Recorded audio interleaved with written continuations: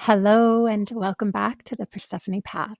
So this is the fifth gate today, the threshold where the descent becomes destiny, and the woman who once broke becomes the one who guides others through their own breaking. So today we're going to speak of the keeper of the underworld. We're going to speak of the one who has died and returned enough times that her pain has become medicine. She is the healer of healers, the shamaness, the priestess, the one who speaks prayers over her sisters so that they may feel their own divinity once again.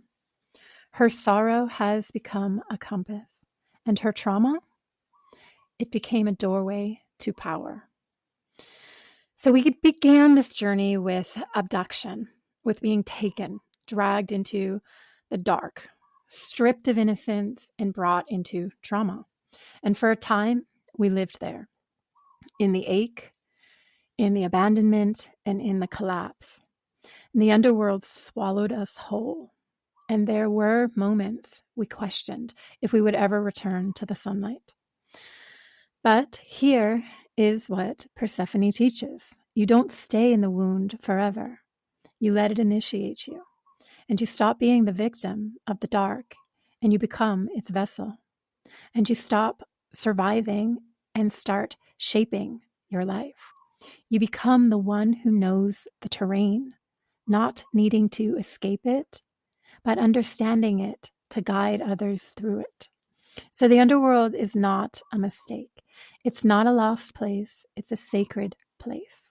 It's where we meet the parts of ourselves that, the light has not yet reached, the rage and the grief and the shadowed beauty, the truths we hid to be accepted.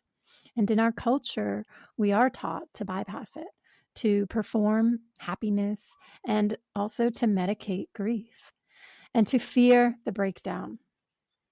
But the shamanic path says otherwise. It says to go in, feel it, meet the ghost, name the pain, and emerge with real truth. It's the work of the soul midwife, a queen of the shadow realms, and a true guide of rebirth. So the transformation begins when we stop asking, why did this happen to me? And we start asking, what is this showing me? Not in a spiritual bypass kind of way, of course, but in the deepest, most embodied sense. What is the opportunity life is giving me through this descent? Because we know that pain, when witnessed and integrated, becomes wisdom. And wounds, when metabolized, become maps of the treasure path that is our life. And that's what makes you a keeper of the realm. When you lead from within and you know what it feels like to be lost, to be abducted, and to be abandoned, and to self-abandon. You know what it's like to walk out of touch with your own power.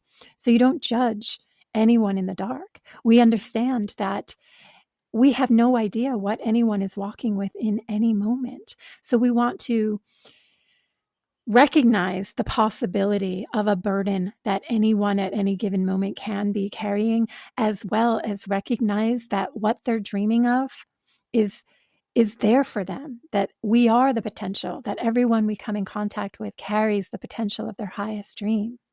And so you carry light, not to rescue anyone, but to reflect like a lighthouse on the way home. And you say, I've been here too, and I've made it out, and you will too. This is how we want to see ourselves, and this is how we want to see each other if we want to create this new world. So this is where Persephone steps fully into her shamanic archetype, not just the queen, but the psychopomp, the soul guide, the one who walks between the worlds, always able to see the divinity within the sorrow and the suffering, and no longer the passive muse who goes invisible to make others feel more powerful, but as an active bridge between conscious and unconscious. So astrologically, this is seen in the 8th house, the house of deep initiations and Pluto transits and Chiron returns and nodal returns. So we must remember that these perceived breakdowns are rites of passage. It's necessary destruction. Persephone doesn't run from the death portal. She walks through it with her eyes open. And that's what makes her different from the wounded girl. She's not being pulled in anymore and pushed out of her power. She chooses to enter because she knows she can and will return sovereign, crown intact. And so what marks the keeper is not that she descends, but that she returns. And each time she does, she brings something back, a truth, a transmission, a gift for someone else. Essentially, she becomes the overflow of power, and she has plenty to share. This is the moment in your life where you realize that everything you've endured, your weakest moments, prepared you to hold space for others as you learned how to rise yourself up, rise from the ashes. So it's as a mirror, right? The mirroring work, not as a savior. And you learned to sit with grief without fixing it, and to hold someone in their terror without trying to escape, understanding that it in itself is a portal. And we witness pain without making it our own. And this is part of the mastery. This is soul integrity. And this is the queen who midwives others through death and rebirth because she can. So if you are listening to this, you are likely already a guide. Even if you don't call yourself one, you are the one others come to with their secrets, with their pain, the one who feels deeply and sees clearly and carries what others cannot. But likely you've doubted yourself because your own life has been so messy and so raw and so unfinished.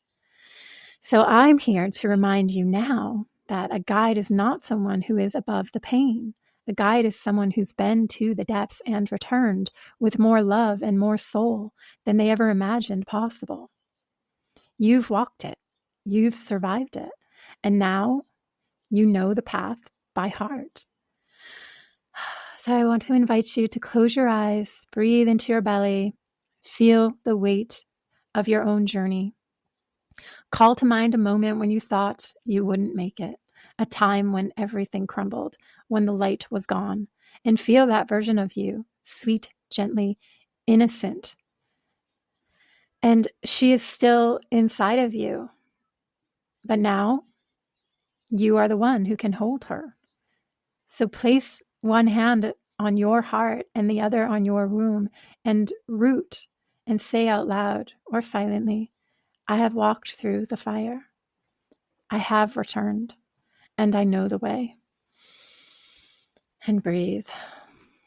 And to let your body remember that you are the keeper of your divinity now. Persephone began as the core, a girl lost in the dark, but she became the queen by walking the path all the way through, by tasting the fruit, by claiming the descent, and by returning crowned. And now she sits at the edge of the dark, holding a lantern for those who are ready. Not to pull them out, but to walk with them each step until they remember their own way home. And this is your legacy too.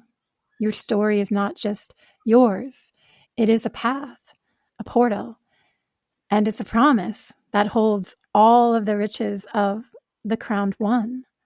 You are the keeper of the underworld, not because you asked for it, but because you became it. And this world is all the better because you did. And you are so worthy and so valuable.